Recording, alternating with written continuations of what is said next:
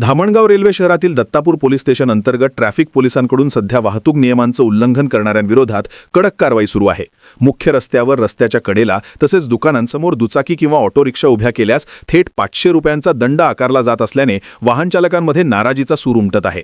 शहरातील main line परिसरात दुचाकी व चारचाकी वाहनांसाठी कोणतीही ठोस पार्किंग व्यवस्था नसल्याचं चित्र आहे. खरेदी, बँक व्यवहार, दवाखाना किंवा कार्यालयीन कामांसाठी शहरात येणाऱ्या नागरिकांना काही वेळासाठी वाहन उभे करणे भाग पडते. मात्र कोणतीही पूर्वसूचना किंवा पर्यायी व्यवस्था न दाखवता थेट चलान कापले जात असल्याचा आरोप वाहन चालक आणि व्यापारी वर्गाकडून केला जात आहे. शहरात अधिकृत पार्किंगची सोयच उपलब्ध नाही. अशा परिस्थितीत काही मिनिटांसाठी गाडी उभी केली तरी थेट दंड आकारला जातो, हे चुकीचे आहे, अशी प्रतिक्रिया एका वाहन चालकाने दिली. कारवाई करण्यापूर्वी नागरिकांना सूचना देणे आणि पर्यायी पार्किंगची व्यवस्था दाखवणे अपेक्षित आहे. मात्र येथे कोणतीही समज न देता सरळ चलान कापले जात आहे, असे मत दुसऱ्या वाहन चालकाने व्यक्त केले. या कडक कारवाईमुळे सामान्य नागरिकांसह व्यापारी वर्ग आणि वाहन चालकांमध्ये तीव्र असंतोष पसरला आहे. अनेकांनी प्रशासनाकडे तातडीने शहरात नियोजित पार्किंग व्यवस्था निर्माण करण्याची मागणी केली आहे.